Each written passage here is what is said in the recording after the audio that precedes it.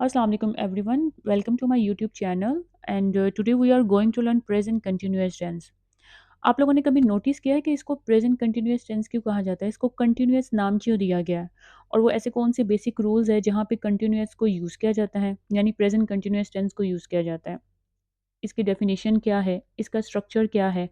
वो कौन से ऐसे एक्शंस हैं जिनको डिस्क्राइब करने के लिए हम प्रेजेंट कंटिन्यूअस टेंस का यूज़ करते हैं? ये सब कुछ हम आज के लेक्चर में सीखेंगे।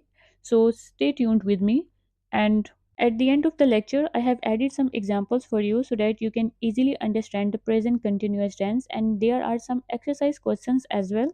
I will comment the answers in the comment box. And one more thing, if you have not subscribed to my channel yet, please subscribe for more videos. Present continuous tense is also known as the present progressive tense. Present continuous tense को present progressive tense भी कहते हैं and it is use to describe actions that are ongoing और happening right now. ये वो actions है जो ongoing हो या एट अ प्रेजेंट मोमेंट हो रहे हों। अब इसका डिफरेंस समझते हैं, ऑनगोइंग क्यों कहा जाता है और happening at the present moment और राइट नाउ क्यों कहा जाता है। What is the difference between ongoing और हैपनिंग? ऑनगोइंग एक्शंस, अब आप वर्ड पे ध्यान दो। ऑन गोइंग मीन्स के इसके ऊपर, इसमें दो चीज़ों के ऊपर फोकस किया गया है, एक तो कंटिन्यूटी और सेकंड क्या है, ड्यूरेशन ऑफ एन एक्टिविटी। मतलब कि वो वाले एक्शंस जो कि अभी कंटिन्यू है प्रेजेंट मोमेंट में लेकिन स्टिल इन प्रोग्रेस है, वो अभी तक कंप्लीट नहीं हुए। इसको दो तरह के एग्जांपल्स के साथ समझते हैं। Number one, she is studying for her exams, मतलब वो अपने एग्जाम्स के लिए स्टडी कर रही है।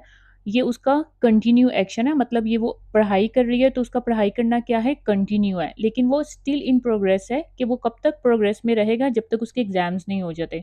मतलब continuity and duration of an activity at a present moment. अब सेकंड एग्जांपल क्या है, the construction work is on going. Construction का काम फॉर एग्जांपल आज स्टार्ट हुआ, ठीक है, प्रेजेंट मोमेंट में, लेकिन अभी वो कंप्लीट नहीं हुआ, स्टिल इन प्रोग्रेस है।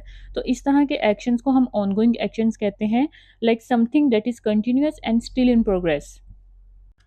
On the other hand, actions happening right now means something happening at the present moment or right now. For example, right now I am speaking, I am teaching you, you are listening, you are watching. Means इस तरह के actions को हम क्या कहते हैं, actions happening right now means actions that are currently occurring. Definition के बाद अब हम structure को समझते हैं। प्रेजेंट कंटिन्यूअस टेंस के स्ट्रक्चर की जब भी हम बात करेंगे तो दो चीज़ें आपकी फिंगर टिप्स पे होनी चाहिए। Number one is the use of is, am, are. These are helping verbs. And number second is ing form.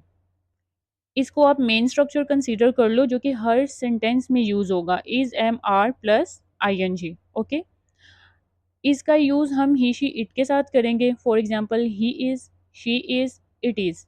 आई का यूज हम एम के साथ करेंगे। For example, I am. We, they, you का यूज हम आर के साथ करेंगे। For example, we are, you are, they are. Okay, ये मेन स्ट्रक्चर तीन तरह के सेंटेंसेस में यूज होगा, like affirmative, negative and interrogative sentences. In affirmative sentences we use subject plus helping verb plus verb with ing form and then object. For example, I am reading a book, she is cooking food, they are playing football. In negative sentences में हम not का use करेंगे। अब इसका structure देखते हैं। Subject plus helping verb plus not, then verb with ing form and then object. For example, I am not reading a book, she is not cooking food, they are not playing football. In interrogative sentences, we use helping verb, then subject plus verb with ing form and then object. Interrogative में आपका helping verb sentence के start में आ जाएगा। For example, am I reading a book? Is she cooking food? Are they playing football? अब हम इसकी usage की बात करते हैं कि वो कौन सी सिचुएशंस हैं, वो कौन से सेंटेंसेस हैं जहाँ पे हम प्रेजेंट कंटिन्यूस टेंस का यूज़ करते हैं।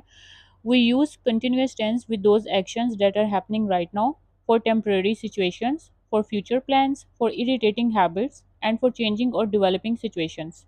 ये वो सारी कैटेगरीज हैं जहाँ पे हम प्रेजेंट कंटिन्यूस टेंस का यूज़ करेंगे। इन सभी कैटेगरीज को अब हम एग्जांपल्स के साथ समझते हैं। Number one, actions happening at a present time, at a present moment और राइट नाउ, यानी वो सारे काम जो कि आप प्रेजेंट टाइम में कर रहे हो। For example, she is typing an email right now. अभी वो क्या कर रही है, ईमेल टाइप कर रही है। नंबर 2, टेम्पररी एक्शंस और सिचुएशंस, यानी वो एक्शंस जो कि शॉर्ट ड्यूरेशन के लिए हो, परमानेंट नहीं होते। For example, I am staying at my friend's house this week. इसमें स्टे क्या है, एक हफ्ते के लिए है और जो कि टेम्पररी है, परमानेंट नहीं है। Number 3, for future plans, for example she is flying to Canada next Friday.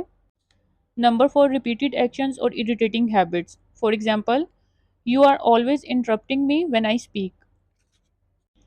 Number 5, changing or developing situations, for example his English is improving with each lesson, मतलब डे बाय डे उसकी English improve हो रही है। तो इस तरह की सभी कैटेगरीज के लिए, सिचुएशंस के लिए, एक्शंस के लिए हम किसका यूज़ करते हैं, प्रेजेंट कंटिन्यूअस टेंस का यूज़ करते हैं। नेक्स्ट हमारे पास आता है spelling rules for adding ING. Present continuous tense में हमेशा आईएनजी फॉर्म ऐड होती है। अब इसके लिए हमारे पास कुछ रूल्स हैं कि आईएनजी हम कहाँ पे ऐड कर सकते हैं। मोस्टली वर्ब्स हमारे ऐसे होते हैं जहाँ पे हम सिंपली आईएनजी फॉर्म ऐड कर देते हैं। फॉर एग्जांपल प्ले, जब इसको कंटिन्यूअस में कन्वर्ट करेंगे, आईएनजी फॉर्म इसमें ऐड करेंगे तो ये किस में कन्वर्ट हो जाएगा, play to playing, eat to eating. कुछ वर्ब्स हमारे ऐसे होते हैं जो ई पे एंड होते हैं। अब इस केस में हम क्या करेंगे, ई को ड्रॉप कर देंगे, ड्रॉप द ई, यानी ई को रिमूव कर देंगे और उसकी जगह पे हम क्या ऐड कर देंगे, ING. For example make to making, right to writing, यानी ई को हमने रिमूव कर दिया और वहां पे आईएनजी फॉर्म लगा दी तो ये क्या बन गया, making.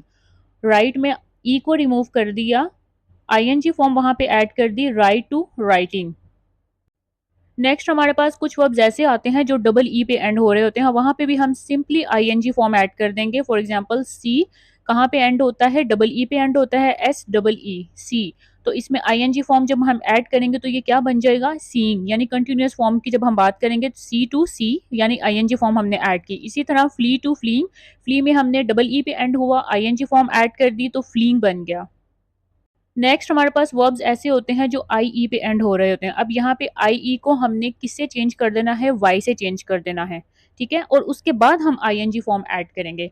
For example L I E lie, lie में वर्ड कहाँ पे एंड हो रहा है, आई ई पे एंड होगा, तो हम इस आई ई को चेंज कर देंगे वाई से and then add I N G form, ठीक है।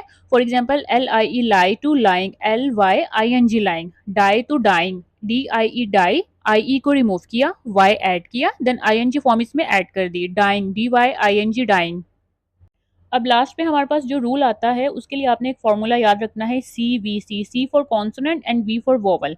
अब हमारे एबीसी के लेटर्स में 5 वोवल्स आते हैं, ए ई आई ओ यू, ये आपके पास वोवल्स हैं, इनको आपने याद रखना है। इसके अलावा जितने भी लेटर्स हैं वो आपके पास कॉन्सोनेंट है। अब इसमें आईएनजी फॉर्म किस तरह से ऐड करनी है, फॉर एग्जांपल आपके पास कोई वर्ड आता है, उसमें एक वोवल है, ठीक है, और उसके बाद आपके पास कॉन्सोनेंट आ रहा है। अब वोवल के बाद जो कॉन्सोनेंट होगा आपने उसको डबल कर देना है, देन ऐड करेंगे ING form. For example run है, रन में यू वोवल है और उसके बाद जो एन आ रहा है वो कॉन्सोनेंट है, तो इस कॉन्सोनेंट को हम डबल कर देंगे और उसके बाद हम इसमें आईएनजी फॉर्म ऐड करेंगे। For example run to running, R U double N, यहाँ पे एन क्या हो गया, डबल हो गया, then add ING form running, R U double N I N G running.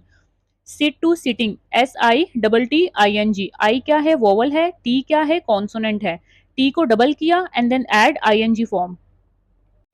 In present continuous tense these are some spelling rules for adding ING. इन rules को आपने प्रैक्टिस करना है और इतना प्रैक्टिस करना है कि आपके फिंगर टिप्स पे हो जाए, okay. Thank you for watching this lesson on present continuous tense. I hope you found it helpful and informative. If you have any questions or need further clarification, please leave a comment below and I will be happy to help. In our next class, we will be exploring the present perfect tense, so be sure to stay tuned. If you are interested in continuing your journey of learning tenses, don't forget to subscribe to my channel and click the bell icon to receive notifications for my upcoming videos.